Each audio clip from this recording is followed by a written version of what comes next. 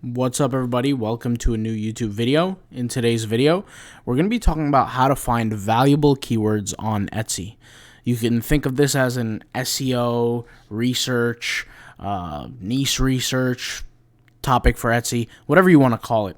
But there's going to be a concept that we're going to have to move forward and move forward specifically with understanding when we talk about Etsy. With Etsy, the general rule is that the more traffic something gets, the more valuable it is. This goes for Google. This goes for any other concept on the internet. The more traffic something gets, the more valuable it is. So essentially, when people are searching for a certain topic on Etsy, it's very simple. You want to essentially appeal to the largest audience possible. The more search demand, generally, the better. Now, of course, there's obviously some really good situations that you could be in where that situation is very low competition or as low as possible with higher search demand. But of course, it's not always feasible or viable even.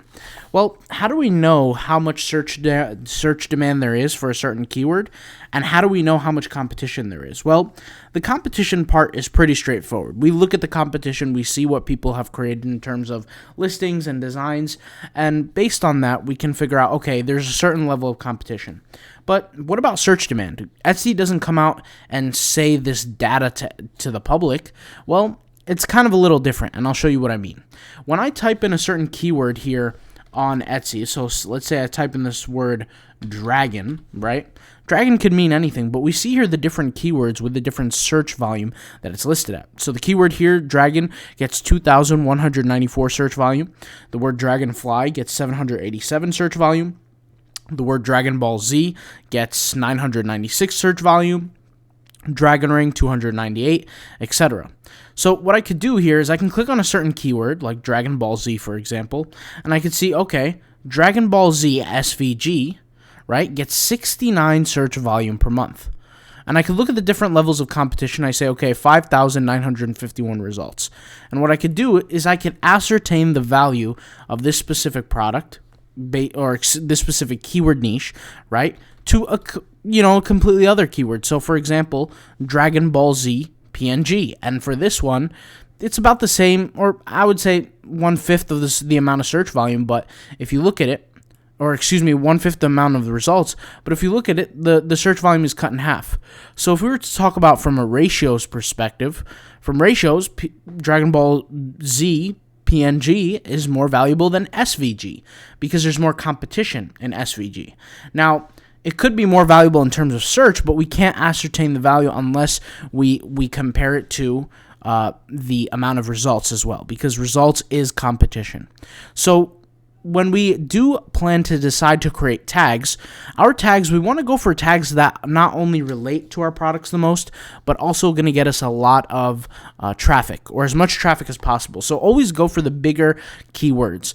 Now, the bigger keywords, when I say bigger keywords, I'm not talking about the size of the keyword, but I'm talking about specifically the search volume level.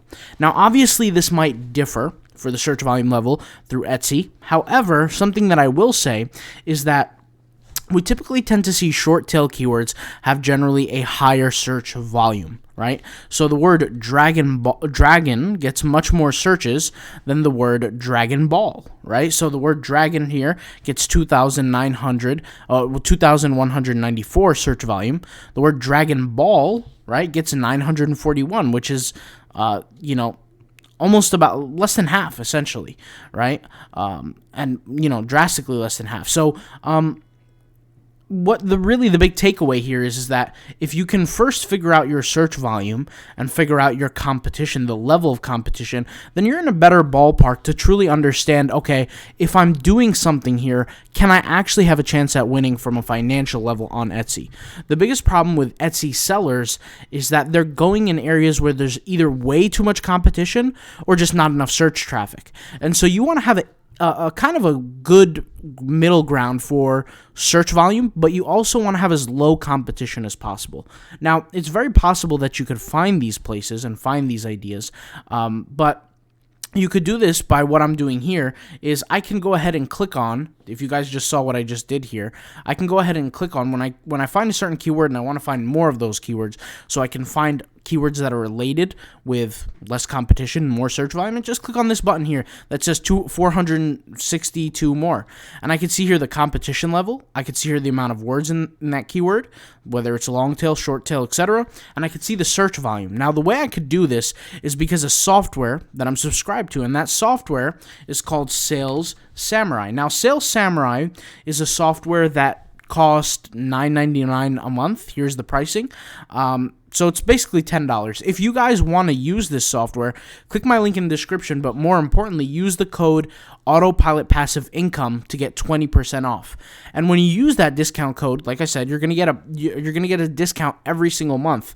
And that discount is just going to help you that much more do what I'm doing now. And the reality is that this information is not curated through guessing or anything like that. This Sales Samurai software, it's built off of the API. And basically what the API is that this software directly plugs into Etsy's backend. And they're partnered in that kind of way with Etsy, where Etsy says, okay, we'll give you our data, we'll give you our information, right?